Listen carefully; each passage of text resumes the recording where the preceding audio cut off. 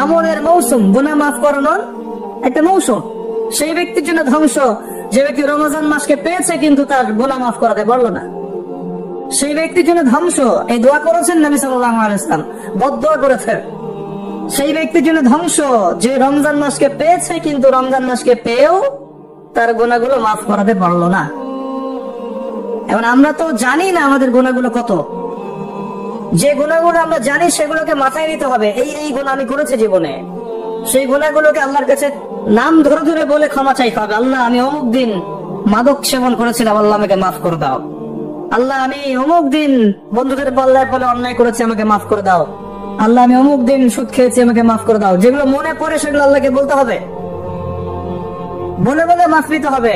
আর যদি মানুষের সাথে জড়িত ব্যাপার হয়, আল্লাহ, আমি অমুকের রিলিফের মাল আত্মসাৎ করেছি, ফেরত দেইনি, আল্লাহ আমাকে মাফ করো, আমাকে সেই মাল ফেরত দেওয়ার তৌফিক দাও। আল্লাহ, আমি অমুকের জমি আত্মসাৎ করেছিলাম, আল্লাহ আমাকে ওই জমি ফেরত দেওয়ার তৌফিক দাও। আল্লাহ, আমি অমুককে গালি দিয়েছি, অমুককে গীবত করেছি, অমুককে জুলুম করেছি, আল্লাহ যার যার হক তাকে তাকে ফিরাই দেওয়ার তৌফিক আমাকে দাও। পবিত্র অবস্থায় আমাকে পরকালে উঠাও, এরকম করে দোয়া করতে হবে। মানুষের সাথে জড়িত হক আল্লাহর কাছে মাফ হবে না। কাবা ঘরে গেলাফ জোরে কানলেও মানুষের সাথে জড়িত হক ক্ষমা হয় না, এটা মানুষের কাছেই ক্ষমা নিতে হয়। কেউ যদি ইসরায়েলের সাথে বন্ধুত্ব করে, ইসরায়েলের নাম তো শুনেছেন, ওদের সাথে বন্ধুত্ব করে যদি কাবা ঘরের মধ্যে আতর খুশবু লাগায়, এই ব্যক্তিকে কি বলা যাবে? কি বুঝলেন? কেউ যদি ওর সাথে বন্ধুত্ব করে চলে, সামরিক অ্যালায়েন্স, মিলিটারি অ্যালায়েন্স, বন্ধু, আমার বান্ধবী, আমি বন্ধু বলি না, মানে বান্ধবী, ও আমার বান্ধবী, এদিকে আমি আতর খুশবু লাগাচ্ছি হারাম শরীফে, একে কি বলা যাবে? তো বিষয়গুলো এরকম, মানুষের সাথে জড়িত হক আল্লাহর কাছে মাফ নেওয়া যাবে না, মানুষের কাছেই মাফ নিতে হবে। কথা কি বুঝতে পারছেন? রমজান মাস গুনাহ মাফের মাস, গুনাহগুলোকে ফাইন্ড আউট করে মাফ নিতে হবে। আল্লাহ পাক তৌফিক দান করুন। রমজানে বেশি বেশি দান সাদাকা করবেন সাধ্য মতো, এবং মানুষকে ইফতার করাবেন, বেশি বেশি ইফতার করাবেন। প্রত্যেকটা দিন মসজিদে ইফতার হবে। আমরা এলাকার মানুষ মসজিদে ইফতার দিব, যারা মিসকিন আছে, দরিদ্র আছে, সবাই মসজিদে আসবে, আমরাও বসবো, সবাই মিলে বসে একসাথে, ধনী গরিব সবাই মিলে একসাথে ইফতার। এরকম সাম্য অন্য ধর্ম দেখাতে পারবে? এটা দেখবেন বারাকা হবে। একই বড় প্লেটে খাবেন, দেখবেন বারাকা হবে ইনশাআল্লাহ। 5 ওয়াক্ত নামাজ রমাদান মাসে জামাতে পড়বেন, যুবকরা পারা যাবে ইনশাআল্লাহ। আল্লাহ পাক তৌফিক দান করুক তোমাদেরকে। 5 ওয়াক্ত নামাজ জামাতে, এবং এবার যে নামাজ ধরবা আর জীবনে কোনোদিন ছাড়বা না ইনশাআল্লাহ। মৃত্যু হয়ে গেল, মৌতের আগেও 2 রাকাত নামাজ পড়ে মরবা, পারা যাবে? 5 ওয়াক্ত নামাজ ছাড়বা না ইনশাআল্লাহ, জামাতের সাথে। যদি জামাত না পাও, ছুটে যায়, নামাজ কি ছেড়ে দিবা? একা পড়বা। যদি একা পড়তে ভুলে গিয়েছো, ঘুমিয়ে গিয়েছো, বা মনে ছিল না, যখনই ঘুম ভাঙবে তখনই নামাজ, যখনই মনে পড়বে তখনই নামাজ। একদিন নামাজ পরের দিনে চলে রেখে দিবা না, যে পরের দিন গিয়ে কাজা করবো, এটা করবো না। যখনই মনে করবে তখনই নামাজ। প্রয়োজনে বাসার স্ত্রী সন্তানদেরকে নিয়ে শেষ রাত্রে আবারও নামাজে দাঁড়াবেন, নফল নামাজ পড়বেন।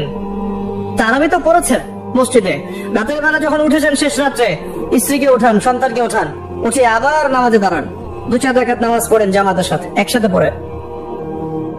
হাদিসের দার্স করবেন, নামাজের পর পর হাদিসের দার্স করবেন মসজিদে।